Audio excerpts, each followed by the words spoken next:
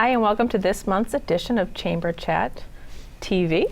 I'm Danielle McFadden, President of the Chamber, joined by Emma Brooks, Director of Member and Community Relations. And next month, you're going to be the main host. I'm so nervous, especially since I've been here the past 2 months. I'm out of practice. Oh, you will be just fine, and then I'll be out of practice because I'll be gone for a couple of months. So I will look a little different next time I'm on, which I'm okay with.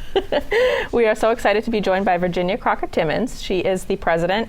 She's a business and executive coach for Soundboard Advisors. How are you? I'm good, thank you. Thank you for having me. So nice to see you. And I know that I'm going to ask about the name of your business, but first we'll talk about a little bit about what you do, and then we can talk about why you picked the name for your business. Sure. That's so great. So let's talk a little bit about your coaching practice. Sure.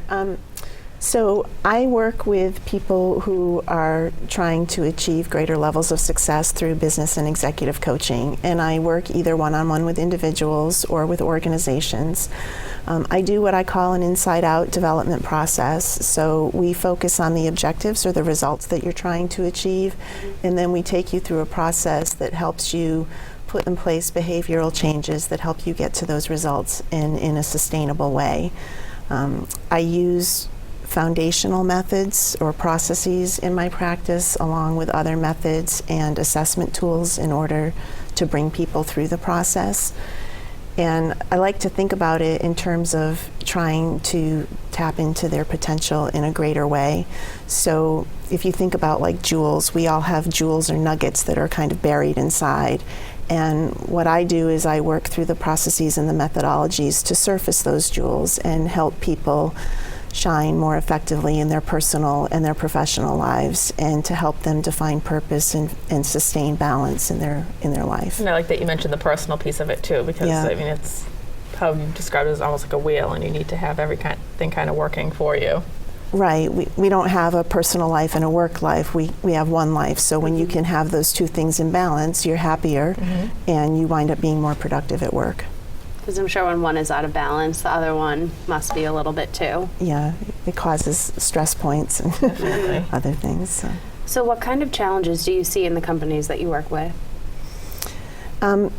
Whether I'm working with a one-person company or a many-person company, I think the biggest challenge that I hear repeatedly comes down to the need or the desire for cultural change. The conversation often starts at a symptom. So like a symptom might be employee turnover, or leaders or supervisors who are new to their role and need to grow in it, or maybe they're senior in their role and they need to be able to change to a changing business climate. Other symptoms might be things like an eroding sales or customer base, or conversely, a sales or customer base that's exploding, and the company needs to be able to change to keep up with it and capitalize on it. And when we start to really drill down into the symptoms, oftentimes what it comes down to is that the business leader needs or wants some type of cultural change in order to address those symptoms. And it's interesting that you talked about a business exploding as being kind of an issue, but if your business is growing faster than you plan for, you need to kind of readjust and take a look at that as Absolutely. And I like how you use the word symptom instead of problem. It sounds much more positive, and it's like something that can be changed and fixed instead of just something that keeps continuing. And anybody can benefit from working with a coach. Everybody should have a coach. Yeah, I mean, I use a coach. So it helps me be better and grow, and it helps me with my business as well. So. And it's the accountability factor too. Right. And having somebody that's not in the day-to-day of it, on the outside looking in. Yep, Have absolutely. a much clearer mind about things. So how can you help a business work through a cultural change? That's a really good question. So if you think about context for a minute, does it make sense if I say that culture is like a collection of patterns that have to do with how you behave, how you think, and what you believe? So if you think about the patterns of behavior, thinking, and belief, oftentimes what I'll do is I'll start by looking at strategy. So do you have a strategy? If you do, does it need to be updated? If you've got a solid strategy in place, that's great. now we start looking at people. Do you have the right people with the right skills and the right attitudes who understand the strategy and their role in implementing it and carrying the organization through the change? And then we look at processes and systems. So do you have the right structures and processes in place, or are they set up such that they're getting in your way of implementing the strategy? When you have those three things in sync, strategy, people, and process, the organization is better aligned and more optimally positioned to work through that change. I find that in my discussions with business leaders, we most often start with strategy or people. So, and people can make or break a company. Absolutely. For sure. So it makes sense that that's where you start many times. Right, right. Can you say more about strategy development and how that plays into the organizational culture?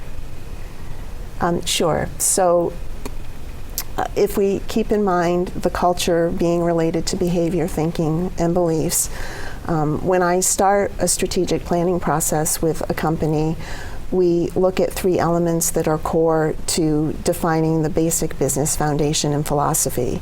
So the first is vision. Where do you want to be in the long term, typically looking 5 to 15 years out? The second piece of that is values. What are the values of the company? And values become very critical in driving culture because they guide your decision-making systems. They're your principles. It's about how you're going to decide to move forward or what you might decide to walk away from if it's not in concert with your values. And then the third piece of it is the mission, which is usually a nearer term statement of purpose looking like 12 to 18 months out. And when we help a company develop their mission statement or that purpose statement, we also help them work through understanding what are the external things in their environment that affect the strategy, what are things like the marketplace, competitors, what are the internal things in the environment, the people, the buildings, the facilities, the processes that affect the strategy. And we factor all that into the mission statement and the strategic statements that follow it. So when you have a clear articulation of your vision, your values, and your mission, people can then align around that, and that will help drive behavior and belief systems and how they think about things. And then the next part of the strategic plan, we take it from those three strategic things now down into the more tactical goals and actions that you need to actually implement to realize the strategy. And that's where the rest of the people in the organization and their development tends to come into play. And how far are people looking out in terms of your strategic plan? Is it usually a 3-year or? Oftentimes it's 3 years. It's harder to go beyond that because it's harder to see Absolutely. that. But when you make it too short, then you might not be looking far enough. So it's usually 2 to 3 years. And how often should you be looking at your plan? Should it be on your wall? I say every day because your plan basically translates down to goals and actions that go in your planner, right? Yeah. So it really should kind of be in front of your nose every day. And that's what's nice about working with you is that you make sure that it is. Right. And every time that they meet with you, they have to come and report back. And I follow up and I help them with accountabilities and also working through any issues they might have or successes that they have. So. And I'm sure you have such a different perspective from being on the outside of the business, and you must ask them things that they wouldn't even think of on their own normally. Yeah. I view that as a key part of my role. Yeah. That's great. Now, how can a business work on people development and engage to positively affect culture? I like that people development. People development, yeah. So it comes back to aligning your strategy with your resources, where your resources include your processes and your people. And what business leaders need to do is create an environment where the people not only understand the need for change, but they embrace it and they really want to make it happen. And there's a lot of factors that play into creating that environment. There's things like, do you have a compelling vision? Does your leadership team exemplify and model the behaviors that go along with the words that you wrote, right? How are your communication methods and your communication content, and is that effective? And one other key factor in that is having an environment where employees feel that they can implement the skills that they have and that they can develop new skills. And when we work on that skills development, we typically work across 3 critical elements. One is the goal setting that's aligned with the organizational goals. The second is the skills and knowledge, going back to surfacing the jewel and the potential, the skills you have and the skills we help you develop. And then the third area is attitude. And when you're trying to affect a change and motivate people towards that change, attitude is the most effective method of motivation. There's other ways to motivate. So you can motivate by fear.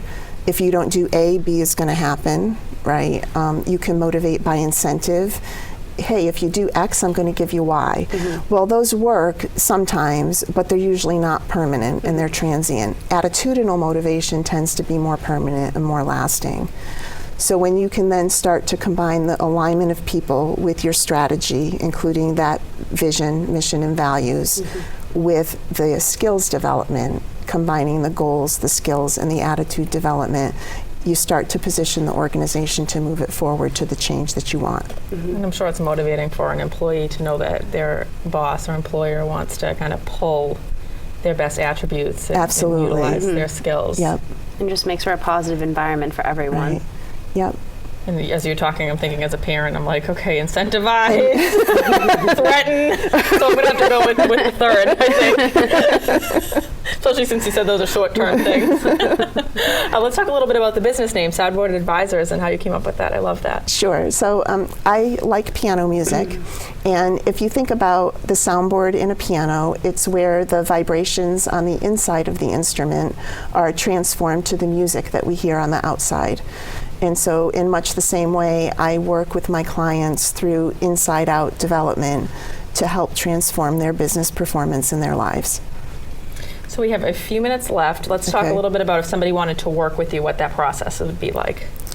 You can reach out to me over email or phone or through my website, which is www.soundboardadvisors.com. My email's virginia@soundboardadvisors.com, and my phone is 978-618-3807. And what that looks like is a conversation to start.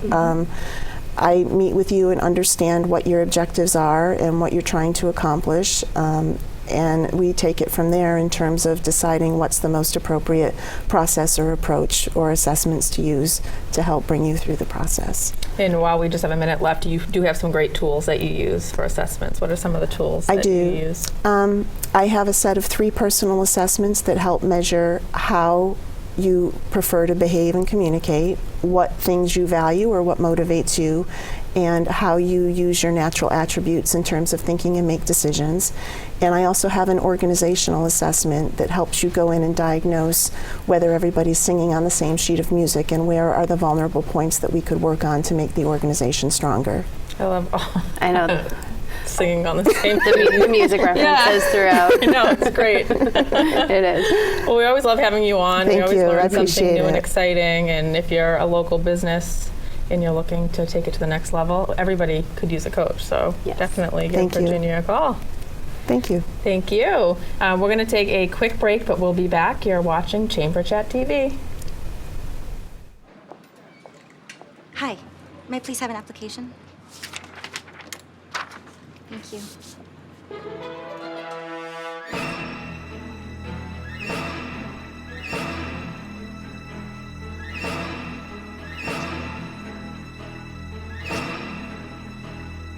Skip the drama. Get your GED. Okay. Take that first step towards a better future and sign up for free classes now at yourged.org. In the small town of Elmira, New York, a boy was born into an all-American family. The odds of him achieving his dream in the fashion industry? 1 in 23 million. The odds of having a child diagnosed with autism? 1 in 68. I am Tommy Hilfiger, and my family is affected by autism. Learn more at autismspeaks.org/signs. Hi, and welcome back to Chamber Chat. I'm Danielle McFadden, President of the Chamber, joined by Emma Brooks, Director of Member and Community Relations. We're so excited to have our friends from the Boys and Girls Club of Greater Lowell with us. We have Joe Hungler, the Executive Director, and Haley Small, who is the Youth Counselor. Thanks for having us. How are you both doing? Good. Great. You are in full swing with your summer programming. Well over 300 kids every day. It's amazing. There's about 300 kids during the day, and then 3 nights a week our teen program is over 100 teens at night. Wow, that many. Yeah. Oh my goodness. And I remember you started like, what, the day after the 4th? Like, no break for you guys. Yeah, July 5th. 3-day weekend. parents need to make sure that their kids don't have a break. So yeah, we go for 7 weeks, and it's $30 a week, and our mission is to serve those who need us most, and we try to keep it affordable for those reasons. So we're open 9 to 5, and then we have before and after drop-offs for working parents, and as I said, 3 nights a week with the teen program. They get breakfast and lunch as part of the deal. And With Sally. with Sally. Sally does an amazing job. She pumps out 50,000 meals a year. Friday barbecues are always a favorite. The goal is the kids are safe and active during the summer, and that one of our focuses we want to talk about today is the summer slide. And for poor kids, it's much more advanced. So you take a couple months off from school, and kids who don't have as many means often don't have books at home, don't have other resources or access to things that keeps their brains active. So when they go back to school, they fall behind. And studies will tell you that during the school year, those kids actually will catch up, and they won't catch up. They'll work faster than their peers, but they're so far behind for what they lose in the summer that it doesn't matter. So one of our big goals that Haley works quite a bit on is to help make sure that we reverse the summer slide and keep them using their brains all summer. That's They think they're having fun. But Little do they know. But they are having fun at the same time. Absolutely. Learning is fun. Yes. So what are some of the programs that help prevent that summer slide? Yes, the summer brain drain. We have kind of 2 sections of youth at our club. We have our 7 to 12 segment, and we have our teens. And there's programs for both because we want to make sure that everyone has like an equal opportunity to kind of reverse what's been happening with taking time off from school. So we have a lot of reading groups. We have a Bookworm Wednesday incentivized program where if a student reads a book, which they're welcome to take from the club and take home, and they fill out a book report summarizing what happened, etc., they're able to go to the movies at AMC on Wednesdays. So they love that. We just had our first one. We had about 50 kids participate. Oh my gosh. Yeah, Great. so That's awesome. yeah, that's for our 7 and 12s. Then our teens are having a book club program, which is run by my supervisor, and she'll be like talking about themes of the books with them, like the characters, kind of like your general book club experience to kind of get the literacy to continue through the summer. We also have a huge STEM program, which I work with a lot during the summer.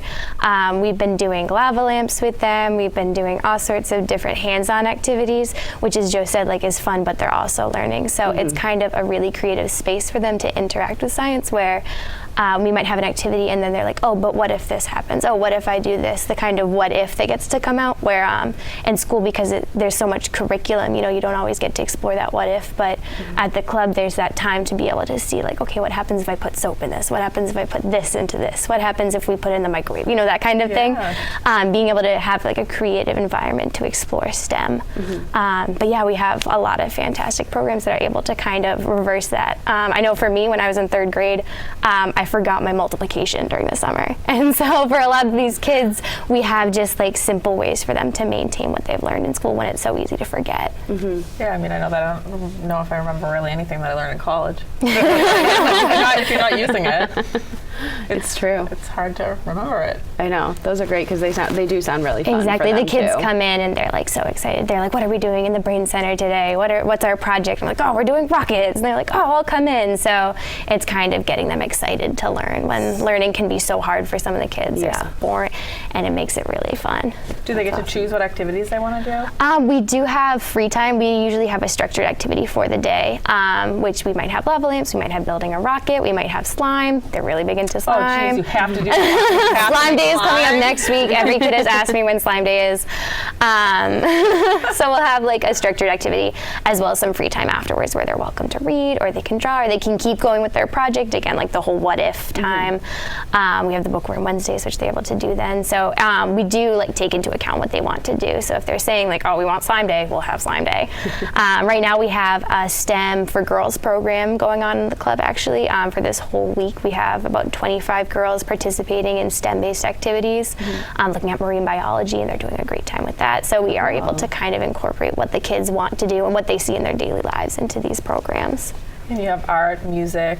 Exactly, yes. We also have our art and music and technology program. So music, they're able to do kind of like their own thing in the music room. They're able to create music and songs. They're able to explore sound with the music team. Art, the same thing. They're able to explore different forms of art, different expressions of that. We also have a gardening program. Oh, nice. Where they're able to learn how to even grow their own vegetables and how to have a healthy garden, and that ties into like our healthy lifestyles program. And technology, they actually are piloting a programming kind of system this summer where kids are able to learn how to code for an hour. Yeah, they're able to do computer coding. Exactly, and which is so important. I know, exactly. I look at the sheet and I'm like, how did they do this? But in such like a technological world where these are like the jobs and the learning that's going on is all through technology, and these kids love technology. They're always on their phones or their tablet, and this kind of shows them how they can make that into something productive, you know. Very cool. Yeah. Awesome. It's preparing them for even college and later in life, Exactly, so early as 7, 12-year-olds.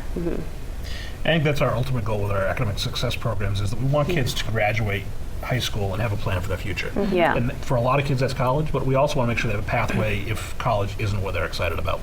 So coding's a perfect example of that. Coding, you can go and you can take and go to college and do a ton of things there. But you can also, coding, I think, is going to be the new factory job where, if you have a certain level of coding, you can just go and work in a back office and code all day long, and you don't need you don't need anything beyond a high school diploma to do that, which means you have no college debt. Yeah. which is nice.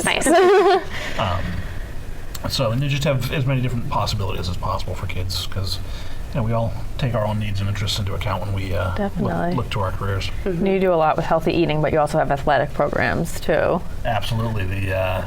That's why I went to the club when I was a kid, was for the sports, and for a lot of our kids, that's one of their favorite things to do. The teen basketball league is particularly popular.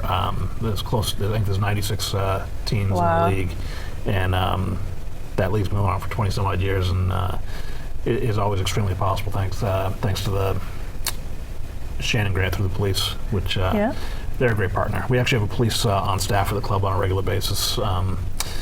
George Asamoah, who is just nice for the kids to see the police in a positive light. Definitely. He does program with them. He does a running program, among other things. So, Excellent. Lots of cool things happening. I know we took a tour last summer when all the youth were there, and I wanted to stay. I'll tell you, if anybody's interested, that's really the best way to. We can talk about things, but when you get there and there's 300 kids, the energy that's in that building is puts a smile on your face. Absolutely. And they're all kids. The kids are in doing productive things. So it's not just 300 kids running around their heads cut off. They're all busy and doing something.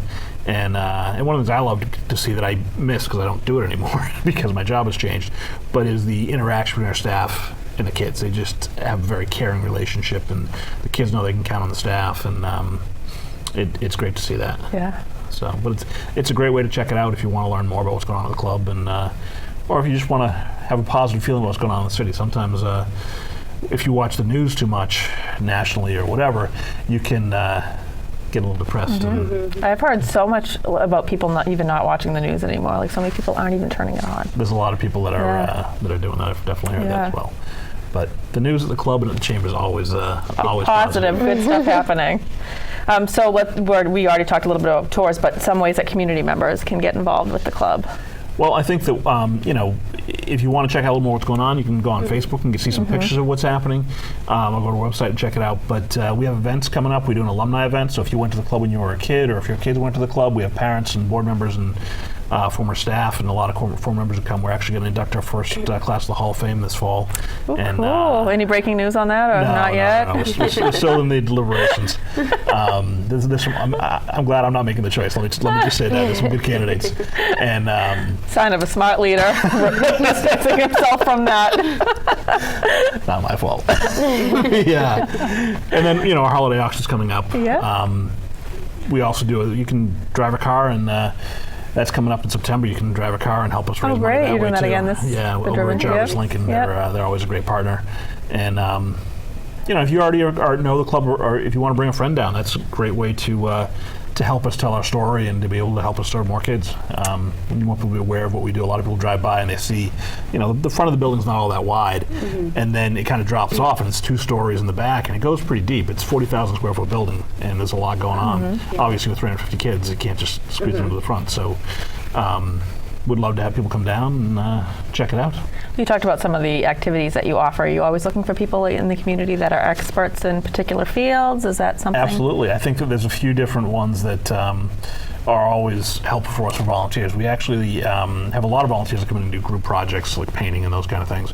But in the STEM field, there's always, we need some folks who have some more expertise there, because that stuff changes so fast. And if you're not on top of it, whether it's coding or the robotics, those different kinds of things we do. Homework helps a big one always. And you don't have to be like a genius to do that. You just have to be able to Read directions? Read directions and work with the kids. Sometimes you have to relearn stuff. I was a math major in college, but I know the answer, but I have to figure out how to get it their way. But you read the directions and you can figure it out. Math is so different than when we were kids. It really is. So volunteers there, and serving dinner is another one that anybody can do, and so there's always a need for volunteers, and if you like throwing parties, we have a couple of big events that we do that we're always looking for committee members to serve on those as well. So huge events. Yeah.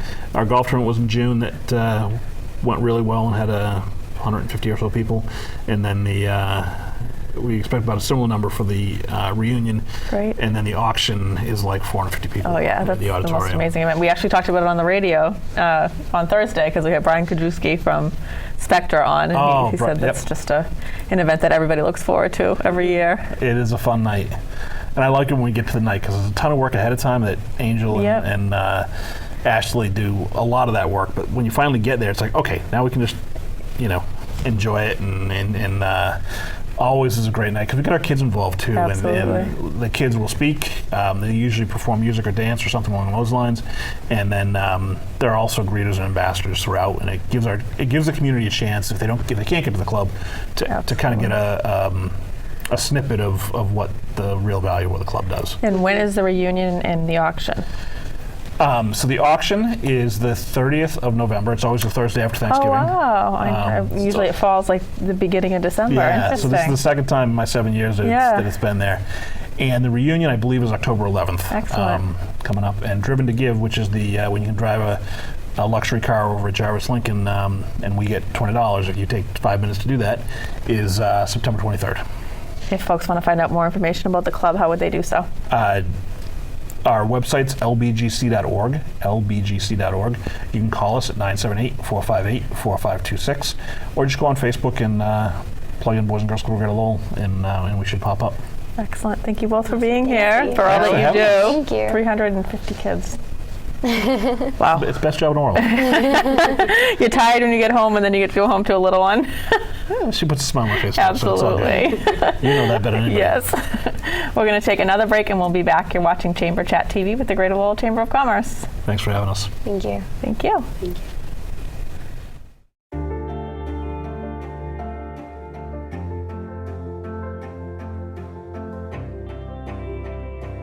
Body language can tell you all sorts of things. Like someone is having a stroke. Know the sudden signs. Learn fast. Face drooping, arm weakness, speech difficulty. Time to call 911 and get them to a hospital immediately. Learn the body language and spot a stroke fast. Most of my family, they never graduated high school or even let alone go to college, so I'm trying to break that barrier. Every day after work, went straight to school, studied hard, and it paid off. I could not have done it alone. I see the future is really bright for me. The high school diploma is just added to the confidence, and now I feel unstoppable. Find free adult education classes near you at finishyourdiploma.org. Hey Gabby, how you doing? How was the play date and sleepover? Dad, it was great. Awesome. Okay, I'm on my way. Hey guys, what are you doing? We're going swimming. We're going biking. Yeah! I'll see you in a little bit, guys. I love you. Hi, babe. How was school today? Hi, Dad. It was great. Okay, honey. I'll be home soon. Remember, you're never too far away from your kids to be a dad. Reach out and take a second to check in, because sometimes the smallest moments can have the biggest impact on a child's life. Hi, and welcome back to our final segment this month of Chamber Chat TV. I'm Danielle McFadden, President of the Chamber, joined by Emma Brooks, Director of Member and Community Relations. We're so excited to have Paul Machuchet. He's the Merrimack Valley Catholic Charities Director with us today. To be with you. How you doing? Good. How are you doing? Good. We have a lot of ground to cover because you do a lot. That is true. So let's talk about Merrimack Valley Catholic Charities and all the types of services that you provide. Merrimack Valley Catholic Charities are founded in 1918 to serve the communities in the Merrimack Valley. Our mission is building a just and compassionate society rooted in the dignity of all people. We serve all populations, all faith, and not just Catholics.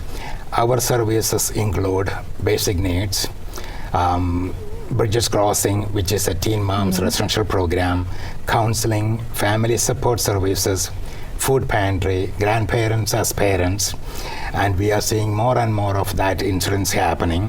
Healthy Families program, information referral, and young parents education program. Now, this is basically the services we kind of normally say, but the thing is that we as a non-profit agency serving the Merrimack Valley, when the phone call comes, we respond to those calls. So it could be any of the other parts that joins this one. I'm glad that you brought it up that you serve all populations. Yes. Because I think that's really important. People don't always know that. Yeah, because sometimes people have a mindset that, oh, it's a Catholic charity, so it's only they serve only Catholic, people, Catholics. That is not true. That's a myth, So it's important that we say Merrimack Valley has all population, all faiths, all walks. We serve all of them. That's great. And you serve all the communities in Merrimack Valley? Yes. The other part, even though we serve all the communities, but I think the need and the population is thickly populated around certain hubs like Lowell, Lawrence, and Haverhill. So the focus comes primarily around those communities, but people do reach out in those offices and get for the services. So.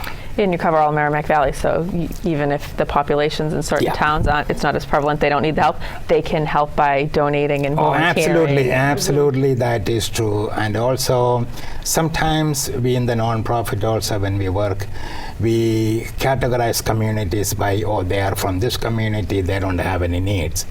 But you'll be surprised the number of calls we get for help. And even after taking the calls, there are days I would say, it can't be possible communities like that has this kind of issues, because that is not the norm we hear. But people are people, and needs are always there. So. Absolutely. And you never know what's happening next door to you. Yeah, absolutely. Especially some of the dominant communities. We don't expect this kind of situations, but we get the calls, and people are. I'm shocked. So, Yeah. So some of the services that you provide to the Greater Lowell communities, you talked a little bit about programs, but let's kind of dive a little bit deeper into that. Yeah, the basic needs, that is primarily we provide rental assistance and utilities. A lot of phone calls coming into us. When we have the fund, we provide cash assistance to do that. If not, we will do the triaging, reach out to other agencies or send them over there, and so that we can help the families. That's what we do. But one other thing I have noticed this year especially was that since February, the phone calls for basic needs have really gone up. Not only gone up in that sense, but the agencies whom we used to send, they are sending the people back to us, which shows a very bad trend that is happening in our communities. That's interesting. So that's something which we have seen in the basic needs. Food pantry. Our food pantry is open from 4 days a week, Monday through Thursday, from 1 to 3:30. And the ranges from the lowest we have served is around 25 families, and the highest we have done is 85 families. Wow. So the average we are doing about 45 to 55 families a day. A day? I thought you were going to say a week. Wow, a day.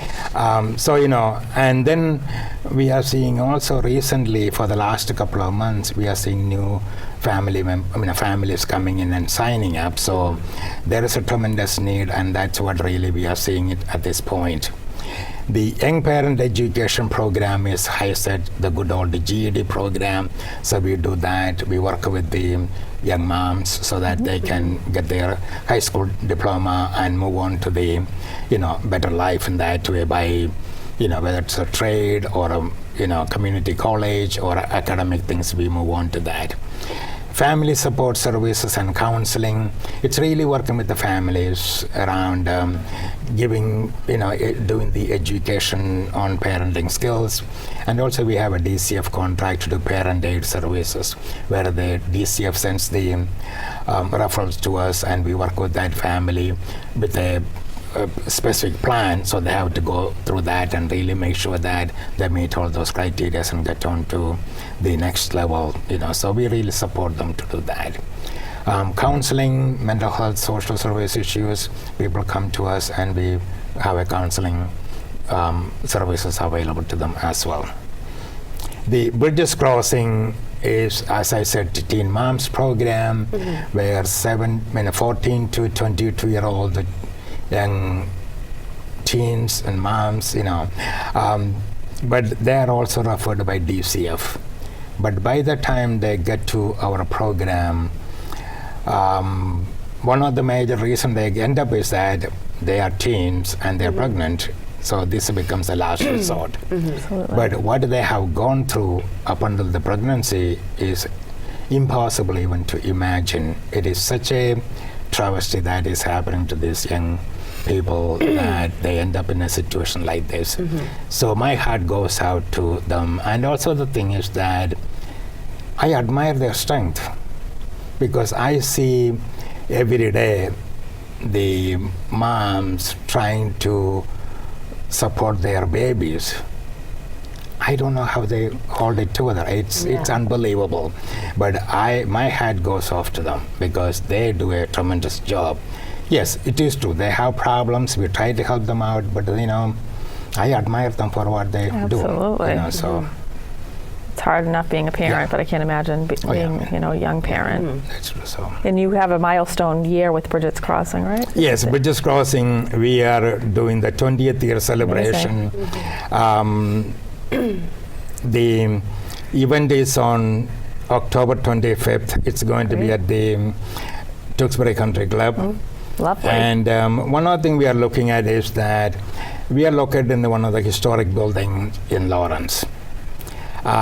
So there is some TLC needed to be done. Therefore, we are trying to renovate, you know, raise some funds to renovate the, you know, building. So that is something we are doing, but it's a long way to go. Yeah, that's great though. Yeah. Now, are there any specific requirements for the programs for people that want to participate in the food pantry one? Or the food pantry, as long as they are resident of our service area, they are eligible. When they come, they need to bring a picture ID and proof of address. Those are the only two requirements. Now, there are times we have people coming from Lawrence or Haverhill. Whoever walks in through that door to get the help for the food, we give them, but also we tell them which are the local pantries in their community, because it doesn't make sense for them to come all the way from Lawrence or Haverhill to Lowell to get the food. But then again, food is food. If you have traveled and that's what it takes, that's what they do. But what we are trying to do is that find the resources in their own local community, so we give that information to them. So. And I know when you started at Merrimack Valley Catholic Charities, you were all about fostering different relationships with different organizations so that you have a large referral network for your clients. That's really important. Thank you. It must be so helpful for them, because I'm sure a lot of the different resources out there they may not have known about on their own. Yeah, I mean, that is true. I mean, that's one thing, our information referral system, that's what really helps, you know. Not only taking the information, but really directing them in the right sources, and also following up with the agencies. I mean, it's very easy to give a phone number and say, call them for an appointment. You know they are not going to make that appointment. So you call and make the appointment, and then make sure that you follow up with the client. Hey, you have an appointment, make sure you get there, and then afterwards check in with the agency. Oh, by the way, how did that go? It makes a big difference in terms Definitely. And also when you do that with the clients, they feel like they are being cared by. Definitely. So it is a different feeling when that happens to them. So. Yeah, you're forming a rapport with them and they feel cared absolutely. for, which makes a huge difference. Definitely. What are some ways that people in the community can help Merrimack Valley Catholic Charities? How can they get involved? We are always looking for volunteers because our agency survives on volunteership of the community. So we are looking for volunteers, that's one thing. And the other part is, of course, donations. You know, being a non-profit, that is a lifeline. Definitely. So donations are welcome. And, you know, they can go to the Catholic Charities website, that is www.ccab.org, and then they can look for different locations, and you'll find the Merrimack Valley site there. What are some of the volunteer opportunities? Do they have to be long-term volunteers? Can they do short-term? They can do short-term, long-term. We will fit their schedule. We look for volunteers in the food pantry, and also we look for volunteers in our YPP program. If there are any retired teachers willing to do some tutoring, please feel free to give me a call, and we will, you know, so there are many opportunities to do that. And you have so many different programs, so I'm sure whatever somebody's interests or skills are, you'll be able to kind of cater a volunteer experience to I mean, even though we have primarily focused on Lawrence, Lowell, Lawrence and Haverhill also have different programs. Haverhill has a Healthy Families program, which again working with the teen moms. So, you know, so that's something which we can. So, irrespective of which community you live, we can find an opportunity for you to volunteer in that community. And if you don't have the means to volunteer, the time, but you have the means to donate, you can I will definitely take do that that as check well. anytime. If you want to do both, that's great. I will do that too. So. How can but also it's important that I also want to take this opportunity to thank so many people in the community who contributes to our organization. The parishes, the individuals, you know, we could not have survived, we could not do what we do without their help, for which I am ever grateful. So that's really nice. If folks want to get in touch with you, find out more information about Merrimack Valley Catholic Charities, how would they do so? They can call our number 978-452-1421 or go to our website www.ccab.org, and then you can reach out. Thank you so much for joining us. Thank you for this opportunity. Thank you all for tuning into Chamber Chat TV this month. Next month, I'm going to be on assignment. Not really on assignment, but that will work. Very important assignment. Very important assignment. But Emma will be here, and she'll have a co-host with her, and I know you'll do a great job. Oh, thanks. So stay tuned. And we have a lot going on at the Chamber, so you can check out our website at greaterlowellchamber.org. We have a ton of stuff happening, so definitely go there to check us out. Thank you for tuning in.